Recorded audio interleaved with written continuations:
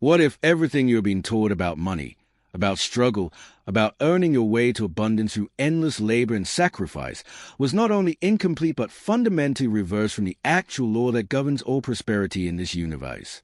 What if the very effort you have been exerting, the worry you have been carrying, the fear that has been gripping your heart in the silent hours of the night, was itself the invisible force pushing wealth away from your door? Pause with me here, at the threshold of a teaching that has the power to dissolve years of limitation in a single hour of true understanding. You have arrived at this moment not by accident. The infinite intelligence that governs all things has guided you here because something within you is ready to awaken. Something within you already knows that there must be a better way, a higher law, a secret that explains why some people seem to attract wealth effortlessly while others labor endlessly and never seem to rise. That secret exists.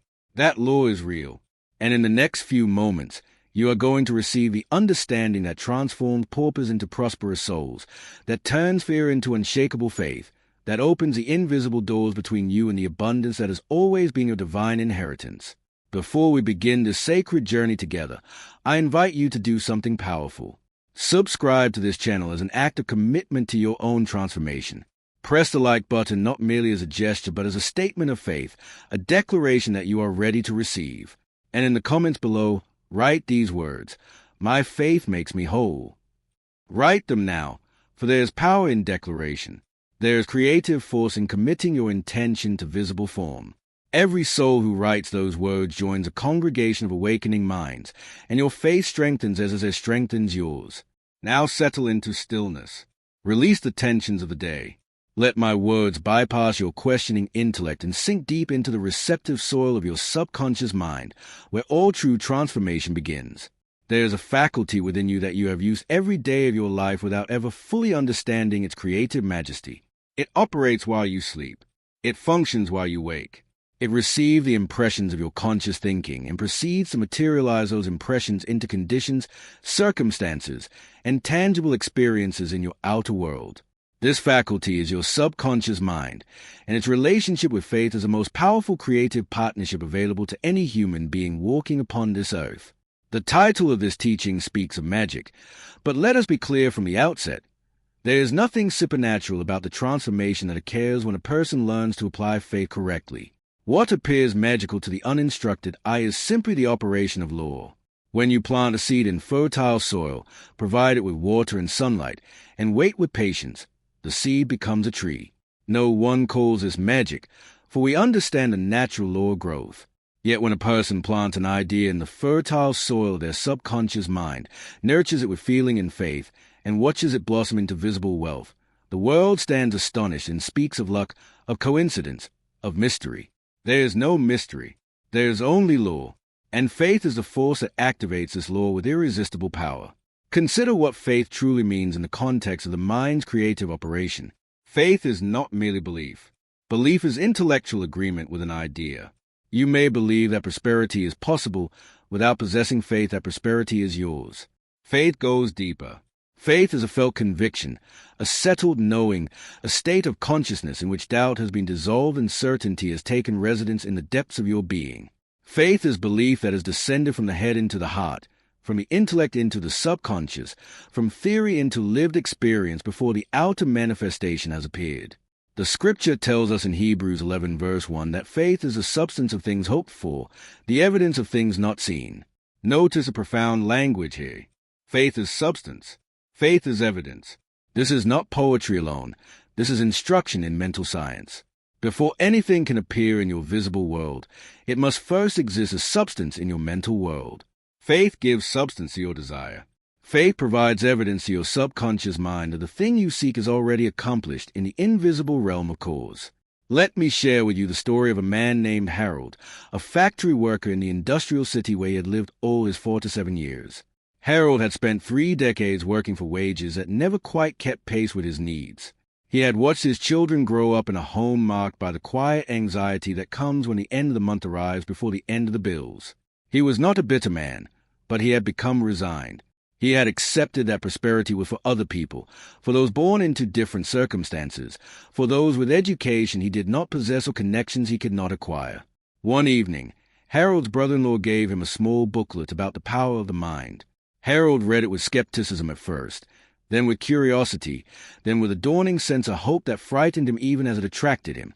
The booklet spoke of an intelligence within man that could rearrange outer circumstances to match inner conviction. It spoke of the subconscious mind as a faithful servant that would bring into material form whatever instructions it received from the conscious mind through the medium of faith. Harold decided to experiment. He chose to apply faith not to a small matter but to the complete transformation of his financial life. Each night before sleep, he would settle into a state of relaxation so deep that his body felt almost weightless. In this drowsy, receptive condition, he would imagine himself depositing large sums of money into his bank account. He would see the numbers clearly. He would feel the pen in his hand as he signed deposit slips. He would hear the bank teller congratulating him on his success. He would feel the quiet confidence of a man who has arrived at prosperity. Harold did this night after night for 3 weeks. Nothing visible changed. His paycheck remained the same. His circumstances appeared fixed. But Harold had been instructed not to judge by appearances, and something had shifted within him. The anxiety that had been his constant companion for decades began to lift. He found himself walking with greater confidence. He began to notice opportunities that had always been present, but that he had never before possessed the eyes to see. In the 4th week, Harold's supervisor approached him with an unusual proposition. A small manufacturing company was being established in a neighboring town, and they needed someone with Harold's specific technical experience. The position offered 3 times his current salary and a percentage of company profits. Harold accepted, and within 1 year, his income had increased by a factor of 5. Within 3 years, he had become a partial owner of the enterprise. Within 7 years, Harold retired as a wealthy man who spent his remaining decades in comfort, generosity, and the quiet joy of one who has discovered life's greatest secret. Was this magic? Only in the sense that all lawful operation appears magical to those who do not understand the law. Harold had applied faith. He had given his subconscious mind a clear image of wealth accompanied by the feeling of already possessing that wealth. His subconscious mind, connected as it is to infinite intelligence, had proceeded to rearrange circumstances, open doors, attract opportunities, and bring into visible form the invisible pattern Harold had established in consciousness. This is a creative process, and it operates with mathematical precision for all who learn to use it. Your subconscious mind does not distinguish between vivid imagination and physical reality. When you see something clearly in your mind's eye and feel it to be true, your subconscious accepts this as instruction. It then sets about organizing the outer world to match the inner pattern. It does this through means you could never consciously orchestrate, through connections you could not plan, through timing you could not calculate. The Bible speaks directly to this truth in Mark 11, verse 24. Therefore I say unto you, what things soever ye desire, when ye pray, believe that ye receive them, and ye shall have them. Notice the tense of the instruction. You are not told to believe that you will receive at some future time. You are told to believe that you receive, present tense, in the very moment of your prayer. This is a secret of effective mental work. You must assume the feeling of your wish fulfilled. You must enter into the consciousness of already having what you desire, and in that state of assumed fulfillment, your subconscious mind receives the impression that becomes your future experience. Many people fail to manifest their desires because they pray with a consciousness of lack rather than a consciousness of possession. They ask and then immediately return to worry. They affirm abundance and then contradict their affirmation with fearful thoughts. They plant seeds of prosperity in the morning and uproot them with doubt by evening. The subconscious mind is responsive, but it responds to the dominant impression, to the feeling that prevails, to the conviction that persists. If your moments of faith are scattered islands in an ocean of doubt, doubt will manifest. If your consciousness of abundance becomes a steady undertone of your mental life, abundance must appear. Let me tell you of a woman named Rosalind, a widow who found herself at age 63 with diminished savings and a fixed income that could not sustain her through the decades that might lie ahead. Rosalind had been dependent on her husband for financial guidance, and his sudden passing left her frightened and uncertain. She had never managed investments. She had never considered herself capable of creating wealth. The future appeared as a narrowing corridor leading to dependence on others or to privation she could barely contemplate. A friend introduced Rosalind to the principles of mental science. At first, she resisted. It seemed too simple, too good to be true. But her circumstances were desperate enough that she was willing to try what she did not fully believe. She began practicing a simple technique each night before sleep. She imagined herself sitting in her living room, opening a letter that contained news of unexpected financial blessing. She saw herself reading the letter with tears of gratitude streaming down her face. She felt the wave of relief and joy that such news would bring. She heard herself saying aloud, "Thank you, infinite intelligence, for this miraculous provision." Rosalind practiced this exercise for 2 months before anything visible occurred. During those months, her conscious mind tormented her with doubt. Her logical intellect presented all the reasons why such a manifestation was impossible. But Rosalind had learned one crucial truth. The subconscious mind does not respond to logic. It responds to feeling. And each night, for those precious moments before sleep, she entered completely into the feeling of a prayer answered, the feeling of abundance received, the feeling of divine provision made manifest. In the 3rd month, Rosalind received a phone call from an attorney in another state.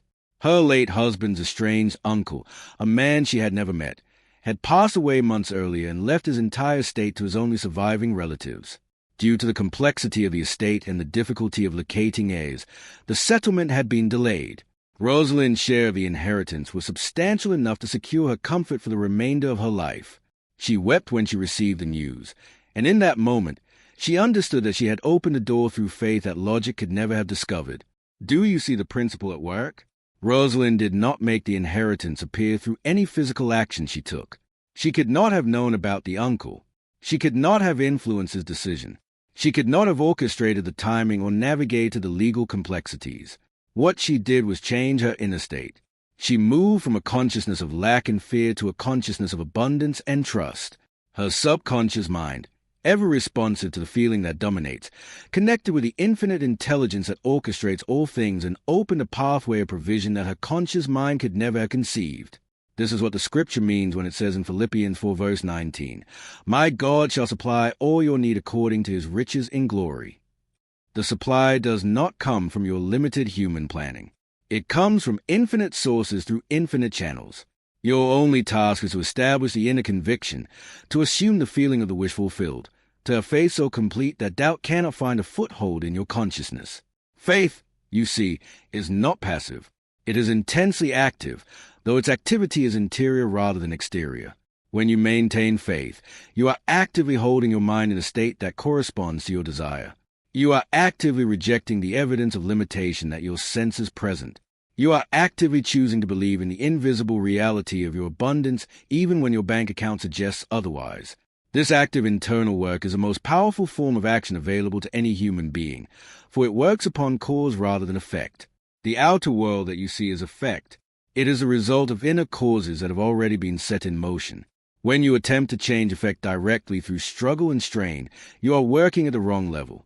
You may achieve temporary results through sheer effort, but those results will not endure because the cause has not been changed. When you work upon the inner cause, when you change your consciousness, when you establish faith as your dominant state, the effects must rearrange themselves to match. This is law, and law never fails. Consider the farmer who plants wheat in fertile soil. He does not struggle to make the wheat grow.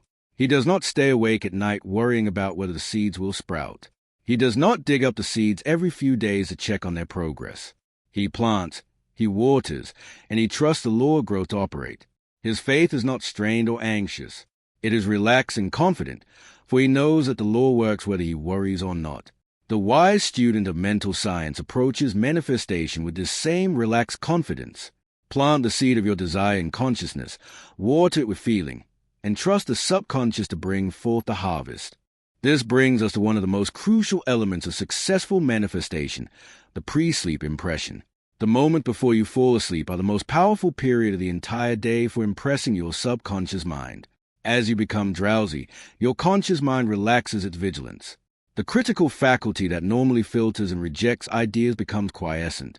In this receptive state, impressions pass directly into the subconscious without resistance. Whatever you think about, whatever you feel, whatever you imagine in those moments before sleep becomes the instruction your subconscious receives for its nighttime work. While your conscious mind sleeps, your subconscious mind continues to operate. It processes the final impressions it received before sleep. It sets about organizing your life experience to match those impressions. If you fall asleep worried about debt, your subconscious receives an impression of debt and proceeds to manifest more of it. If you fall asleep feeling the joy of abundance, your subconscious receives an impression of abundance and proceeds to manifest more of it. This is why the discipline of pre-sleep imagination is so powerful. When you deliberately construct a mental scene that implies you were fulfilled and enter into that scene with sensory vividness and emotional reality just before sleep, you are giving your subconscious mind a clear command. You are saying, in the only language the subconscious understands, "This is my reality. This is what I am. This is what I have. Bring forth this pattern into my visible world." I tell you truthfully that those who master the pre-sleep impression have discovered the key to transformation that evades millions who know nothing of this law. 5 minutes of focused imagination accompanied by deep feeling, practiced consistently in the drowsy state before sleep, will accomplish more than years of daytime worry, struggle, and striving. This is not exaggeration. This is a testimony of countless souls who have applied this principle and watched their lives transform in ways that defied all logical expectation. Let me tell you of a young entrepreneur named Marcus, who at age 28 found himself with a brilliant idea for a business, but without the capital to bring it to life. Marcus had approached investors, banks, and venture capitalists, but his proposals had been rejected repeatedly. He was unknown. He had no track record. The gatekeepers of capital saw only risk and turned him away. Marcus learned of the pre-sleep technique and decided to apply it with total dedication. Each night, as he settled into his bed and felt the heaviness of approaching sleep, he would construct a scene in his imagination. He saw himself sitting across a table from an investor who was signing a check for the exact amount he needed. He felt the joy of the moment. He heard himself saying, "Thank you, this is exactly what I needed." He felt the handshake that sealed the deal. He experienced the scene as present reality, not future hope. Marcus practiced this exercise every night for 40 consecutive nights. During the day, he continued to take whatever action seemed appropriate, but he refused to carry anxiety about results. He had planted his seed. He trusted the law. On the 41st night, he received a phone call from a relative of an acquaintance, someone he had never directly contacted. This person had heard about Marcus's idea through an unlikely chain of conversation and wanted to meet. Within 3 weeks, Marcus had secured not only the funding he had visualized, but significantly more, from a source he could never have consciously pursued because he had not known it existed. This is the magic of faith operating through law. When you establish conviction in your subconscious mind, you activate connections that span far beyond your conscious awareness. The infinite intelligence that governs all creation begins to arrange meetings, prompt ideas, orchestrate circumstances, and open channels that serve your faithfully impressed intention. You cannot track this operation with your intellect.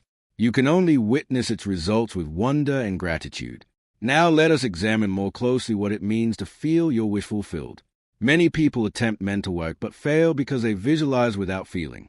They construct scenes in their imagination that remain empty of emotional content. The subconscious mind does not respond to images alone. It responds to images that are charged with feeling. Feeling is a creative medium. Feeling is a language the subconscious understands. Feeling is a difference between a mental exercise that produces nothing and a mental exercise that transforms your entire life. When you imagine your desire, you must feel the way you would feel if your desire were already realized.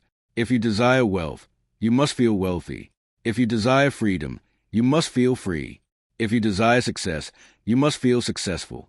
These feelings must be generated within you now, before any outer evidence appears. You are not waiting for circumstances to make you feel prosperous. You are generating the feeling of prosperity first, knowing that circumstances must reshape themselves to match your feeling. This is where many people encounter their greatest challenge. How can you feel wealthy when your bank account is empty? How can you feel successful when failure seems to surround you? The answer lies in understanding the relationship between imagination and feeling. Your subconscious mind does not know whether the images in your mind come from outer perception or inner construction. It responds to the image and the feeling the same way regardless of source. When you imagine something vividly and enter completely into the scene, your nervous system responds as if the imagined event were occurring. Your feelings arise naturally from the vividness of the imagination. Therefore, your task is not to force a feeling that contradicts your outer experience. Your task is to construct an imaginal scene so vivid, so real, so completely absorbing that the feeling arises naturally within it. This is why the pre-sleep state is so valuable. As you become drowsy, the outer world fades. Your senses withdraw from external stimuli. In this interior state, your imagination can achieve a vividness that rivals waking perception. The scenes you construct feel real because, in that moment, nothing else is competing for your attention. The feelings that arise are genuine responses to the reality you are experiencing within. Proverbs 23 verse 7 tells us, "As a man thinketh in his heart, so is he." The heart, in scriptural language, represents the subconscious mind, the deep interior where true conviction resides.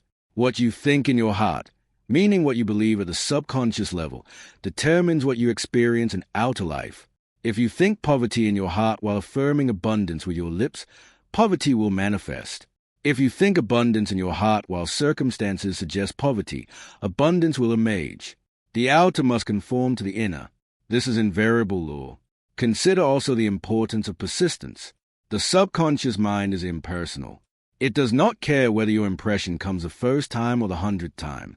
What matters is that the impression finally takes root and becomes dominant. Many people begin mental work with enthusiasm but abandon it when results do not appear immediately. They plant seeds and dig them up the next day to see if anything has happened. This is not faith. This is anxiety in disguise. True faith is patient.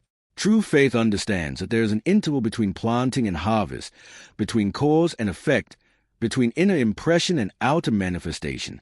This interval is not a sign of failure. It is a feature of the creative process. During the interval, forces are being organized beneath the surface of visible events. Connections are being made. Opportunities are being prepared. The subconscious is doing its work in the realm of cause, even though the realm of effect has not yet changed. The biblical instruction is clear. Ask, and it shall be given you. Seek, and ye shall find. Knock, and it shall be opened unto you. Matthew 7 verse 7. Notice that the verb suggests persistence. Ask, seek, knock. These are not single actions but ongoing orientations. You maintain the state of asking by holding your desire clearly in mind. You maintain the state of seeking by remaining alert for manifestation. You maintain the state of knocking by returning again and again to your pre-sleep impression. And the promise is sure. It shall be given. It shall be found. The door shall be opened. I want you to understand that within you, at this very moment, resides a power sufficient to transform every aspect of your financial life. This power does not reside in others. It does not reside in the economy. It does not reside in luck or chance or circumstance. It resides in the creative faculty of your own subconscious mind, animated by faith, directed by clear intention, and activated by feeling. You are not asking the universe for charity when you apply this law. You are using a creative power that is your birthright. You are employing a faculty that was given to you for exactly this purpose. The infinite intelligence that created all things operates through you just as certainly as it operates through anyone who has ever achieved prosperity. There is no favoritism in the operation of law. There is only appropriate or inappropriate application. As we close this first portion of our teaching, let me leave you with this conviction burning in your heart. The transformation you seek is not only possible, it is inevitable the moment you apply the law correctly and persistently. Every story of manifestation I have shared with you today is but a single example drawn from an infinite field of possibility. The same power that worked for Harold, for Rosalind, for Marcus, works for you. It is the same law. It is the same subconscious mind. It is the same infinite intelligence. The only variable is your faith.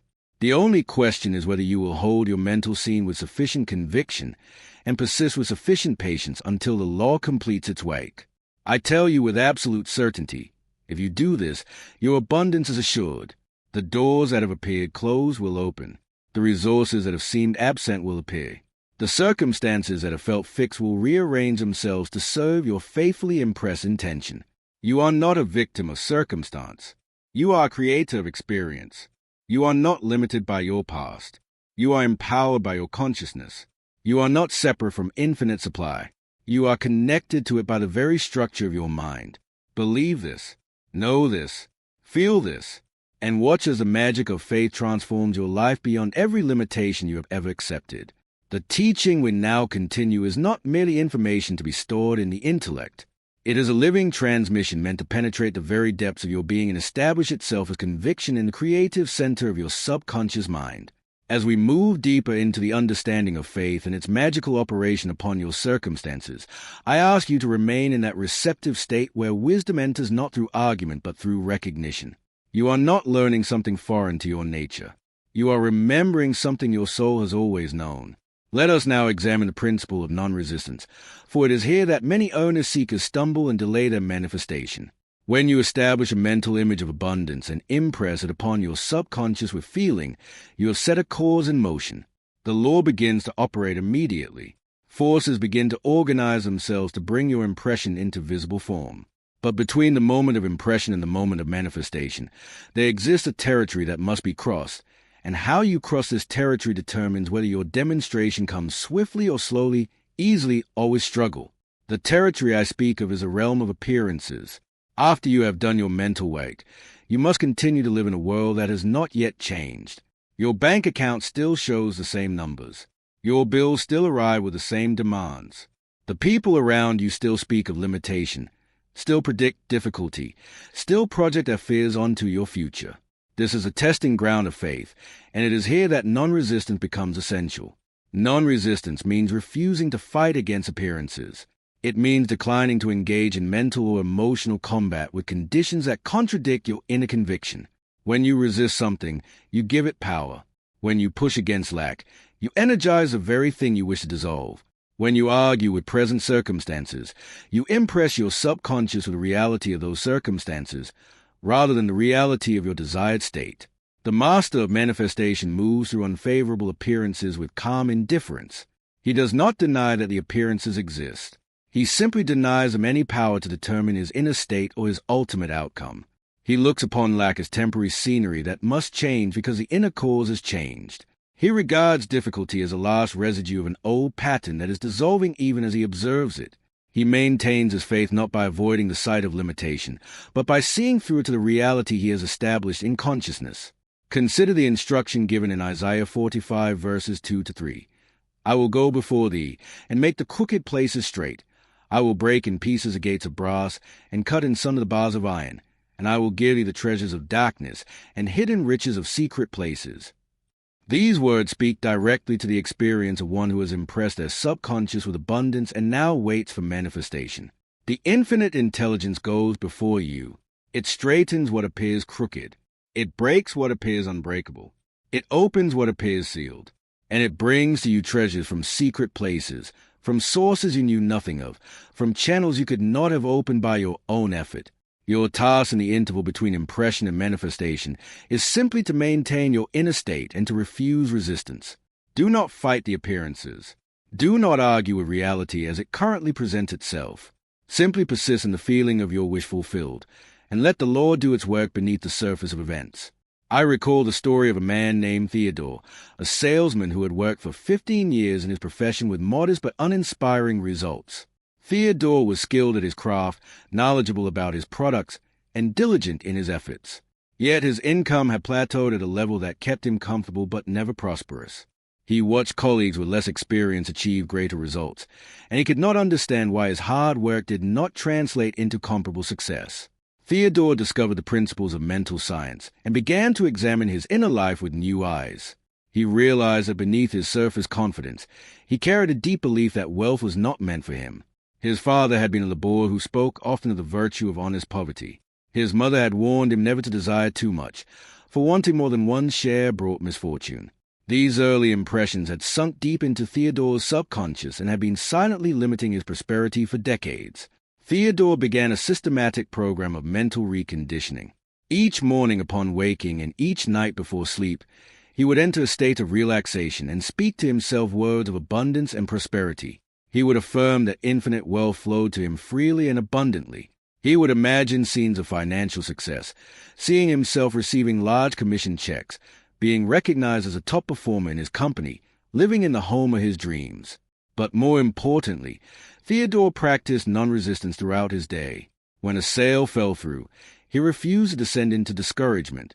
When a prospect rejected his proposal, he declined to take it as evidence against his prosperity. When his monthly numbers looked disappointing, he looked past them to the reality he was building in consciousness. He was kind to himself, patient with the process, and unwavering in his inner commitment. The change did not come overnight, but it came with a certainty that left no doubt about its cause. Within 6 months, Theodore's sales had doubled. Within a year, they had tripled. Within 3 years, he had become the leading producer in his company and had been offered an equity stake in the business. The same skills he had always possessed were now producing dramatically different results because the inner limitation had been dissolved. The subconscious belief that had been sabotaging his success had been replaced with conviction of abundance, and his outer experience had no choice but to conform. This is the meaning of the scripture in Luke 12, verse 32. "Fear not, little flock, for it is your Father's good pleasure to give you the kingdom." The kingdom is not withheld from you by an unwilling God. It is your Father's good pleasure to give it. The only barrier is your fear, your doubt, your belief in limitation. Remove the barrier, and the kingdom flows to you naturally. Establish faith in place of fear, and the abundance that has always been available becomes visible in your experience. Now let us speak of the relationship between your individual mind and the infinite intelligence that pervades all creation. This understanding is crucial, for without it, mental work becomes mere self-help technique rather than spiritual science. You are not alone in your creative work. You are not limited to the resources of your personal consciousness. You are connected, through the medium of your subconscious mind, to a universal presence that knows all, can do all, and has access to all. This infinite intelligence is a creative power behind all that exists. It is a force that grows the oak from the acorn, that guides the planets in their orbits, that heals a wound without conscious direction, that beats your heart 70 times a minute without your attention. This intelligence is not separate from you. It is the very essence of your deeper mind. When you impress your subconscious with desire, you are communicating with this infinite presence.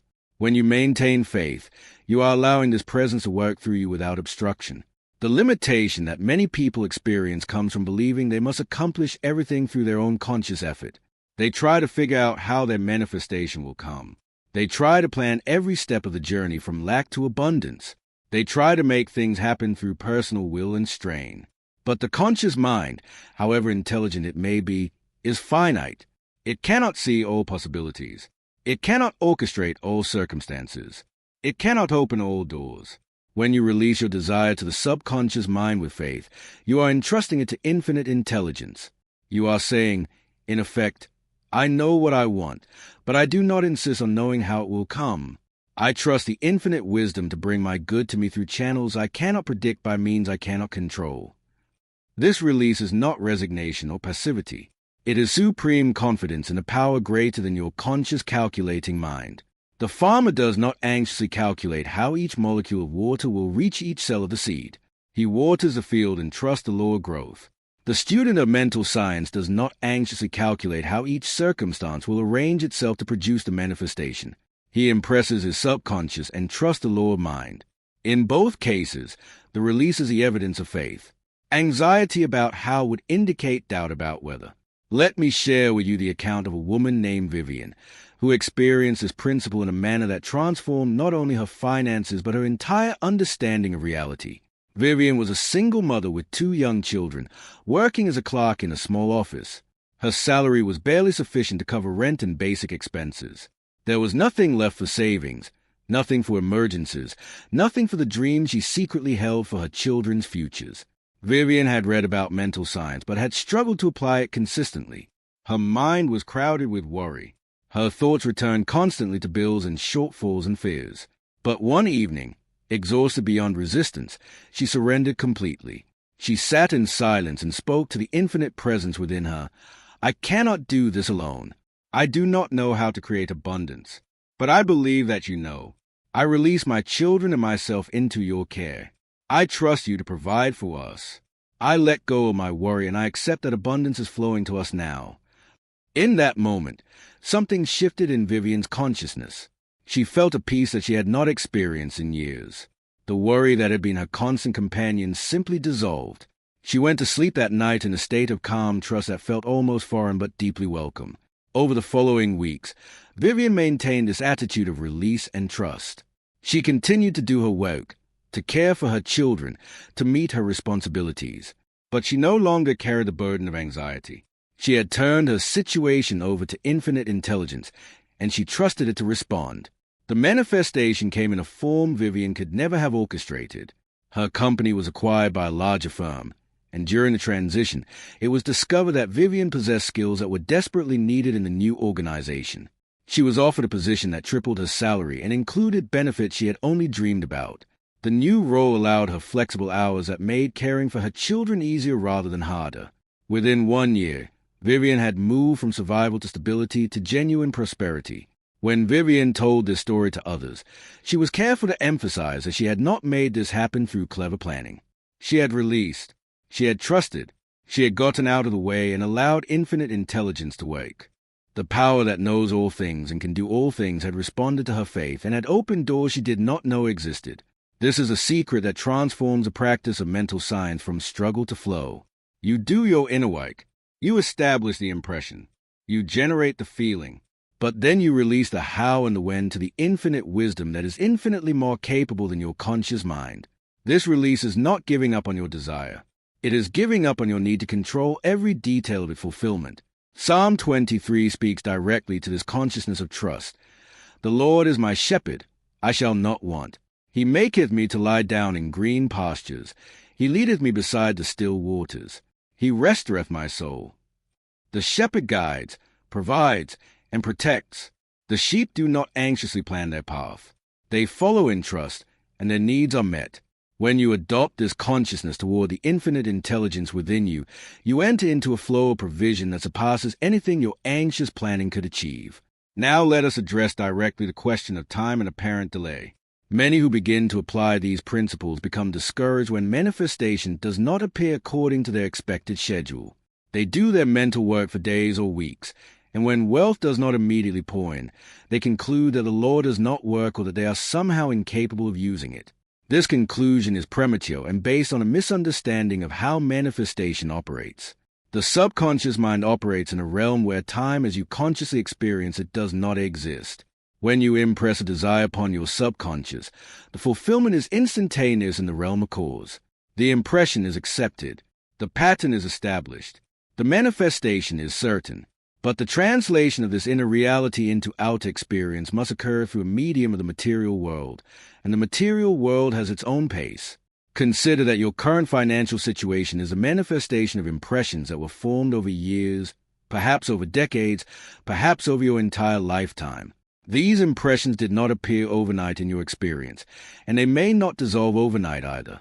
The law works instantly in principle, but its operation in time is proportional to the depth of the impression and the complexity of the circumstances that must be rearranged. This is why persistence is essential. You are not repeating your mental work because the subconscious has failed to hear you. You are repeating it because repetition deepens the impression, and because your maintained faith prevents contradictory impressions from gaining strength. Every night that you enter sleep in the consciousness of abundance, you reinforce the pattern. Every day that you decline to accept limitation as permanent, you strengthen your demonstration. The scriptural instruction is to pray and not faint, to ask and keep asking, to believe and keep believing. This persistence is not desperation. It is fidelity to the law. You are not begging the universe to give you something. You are faithfully maintaining the consciousness that makes manifestation inevitable. I know of a man named Samuel who applied the principles of mental science to a financial goal for nearly 2 years before seeing visible results. Samuel desired to own his own business, to be free from working under others' direction, to create something of lasting value. Each night, he would imagine himself standing in his own establishment, greeting customers, directing employees, enjoying the pride of ownership. Each night, he would feel the feelings of freedom and accomplishment that this ownership would bring. For many months, nothing visible changed. Samuel continued in his employment, continued to meet his obligations, continued to wonder when and how his demonstration would come. But he also continued his mental work. He refused to give up. He refused to conclude that the law had failed. He maintained his faith through every season of apparent delay. In the 23rd month of his practice, Samuel received news that a business owner in his field was preparing to retire. This owner had been quietly seeking a buyer who would maintain the values and relationships he had built over decades. Through a chain of connections that Samuel could never have consciously engineered, he was introduced to this owner. The terms offered were so favorable that Samuel could acquire the business with minimal capital. Within 6 months, He was operating his own establishment, fulfilling the very vision he had impressed upon his subconscious mind for nearly 2 years. When others asked Samuel about his success, he would smile and say, "The law never failed. I simply had to wait for it to complete its work." This patience born of faith is a mark of true understanding. The student who quits after a few weeks has not understood the law. The student who persists through every delay has grasped the essence of mental science. Now let us examine the quality of your mental imagery more closely, for the specificity and vividness of your imagination directly affect the power of your impression. When you construct a mental scene that implies your wish fulfilled, you must engage all your inner senses. You must see the scene as clearly as you would see physical reality. You must hear the sounds that would be present. You must feel the textures and temperatures. You must include the kinesthetic sense of movement and position. The more real your imagination becomes, the more powerfully it impresses your subconscious. Many people imagine in vague, foggy terms. They think about being wealthy rather than constructing a specific scene that would occur if they were wealthy. They entertain general concepts rather than particular experiences. This vagueness produces vague results. The subconscious responds to specific impressions with specific manifestations. Give it a clear, detailed, sensory-rich scene, and it will bring that scene into your experience with corresponding clarity and detail. Choose a single scene that would occur if your desire were fulfilled. Perhaps it is a scene of you checking your bank account and seeing a specific balance. Perhaps it is a scene of you signing the papers for a home you have purchased. Perhaps it is a scene of you receiving congratulations for an achievement.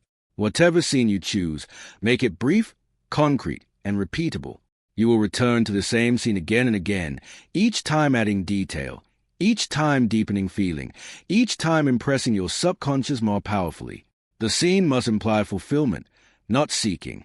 Do not imagine yourself hoping for wealth or working toward wealth or praying for wealth. Imagine yourself having wealth. Place yourself after the accomplishment, not before it. This afterness is crucial, for it instructs your subconscious that a thing is done rather than merely desired. I encourage you to write down your chosen scene in specific detail. What do you see? What do you hear? What do you feel? Where are you? Who else is present? What are they saying? What are you saying? This exercise of writing forces you to crystallize your imagination into concrete terms. Then, each night before sleep and each morning upon waking, enter this scene as though it were present reality. Live in it. Feel it. Let it become more real than the room around you. This practice, sustained over time, will produce results that your conscious mind would have declared impossible. The law operates impersonally and precisely. Give it clear instructions. Maintain those instructions with faith, and watch as your outer world reshapes itself to match your inner vision. As we approach the completion of this teaching, I wish to impress upon you the absolute certainty of the power that resides within you. You are not a beggar asking the universe for favors. You are an heir claiming your inheritance. You are not separate from infinite supply. You are its very expression in human form. The abundance you seek is not located somewhere outside you, waiting to be attracted. It is an aspect of your own nature, waiting to be expressed.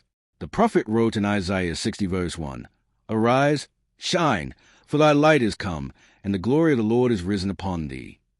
This is not a promise for some future time. Your light has come. The glory has risen. The power is present now. The only question is whether you will arise, whether you will shine, whether you will claim what has already been given. Every limitation you have experienced has been a lesson preparing you for this moment of awakening. Every lack you have known has been a contrast helping you clarify your desire. Every difficulty has been a pressure driving you toward the discovery of your inner power. Nothing has been wasted. Nothing has been meaningless. Your entire history has been preparing you to receive this teaching and to apply it with a faith that transforms. I say to you with certainty born of observation and understanding, the principles taught in this message work. They work for the businessman and the artist. They work for the young and the elderly. They work for those who have been prosperous and those who have known only lack. The law does not discriminate. It does not play favorites. It responds to whoever uses it correctly. What remains is your decision. Will you apply what you have learned? Will you construct your mental scene tonight before sleep? Will you generate the feeling of your wish fulfilled? Will you persist through whatever delays may come? Will you maintain non-resistance when appearances contradict your faith? Will you release the how to infinite intelligence and trust that your good is coming to you? If you will do these things, your transformation is certain. It is not a matter of chance or luck. It is a matter of law. The same power that brought abundance to Harold and Rosalind and Marcus and Theodore and Vivian and Samuel will bring abundance to you. You are not different from them. You are not less deserving. You are not excluded from the law's operation. You are included by virtue of your existence. You possess a subconscious mind. You possess the capacity for faith. You possess the power to imagine. All the equipment you need is already within you. Let me leave you with this final truth. The magic of faith is not in some special formula or secret technique. The magic is in you. It has always been in you. It will always be in you. No circumstance can take it from you. No past can diminish it. No present limitation can contain it. You carry within you, at this very moment, the seed of every abundance you could ever desire. Plant that seed in the soil of your subconscious mind. Water it with feeling. Guard it with faith. Trust the law of growth. And know, with unshakable certainty, that the harvest is coming. It is coming to you. It is coming for you. It is coming through you. The treasures of darkness and the hidden riches of secret places that Scripture speaks of are moving toward you even now. Forces beyond your conscious awareness are being organized in your favor. Doors you do not yet know exist are preparing to open. The infinite intelligence that knows your desire and has the power to fulfill it is working on your behalf at this very moment. You have been taught. You have been equipped. You have been empowered. Now go forward in faith, and let the magic of that faith transform your life into a testimony of abundance that will inspire others to discover their own infinite power. These teachings are being shared with you for the purpose of education and inspiration. They represent an original exploration of principles related to the creative power of the subconscious mind, drawn from the general wisdom of mental and spiritual science. Apply what you have learned with personal discernment, taking such inspired action as resonates with your own understanding. You are the authority in your own life. You are the captain of your soul. Use these teachings wisely, act with integrity, and trust your own inner guidance as you walk the path of ever-expanding abundance. May the infinite intelligence within you guide your every step. May the faith you cultivate dissolve every limitation. May the abundance that is your birthright flow into your experience in ways beyond your present imagining. And may you become, through the application of these principles, a living demonstration of the magical power of faith. Go now in peace, in confidence, and in the joyful expectation of your certain prosperity.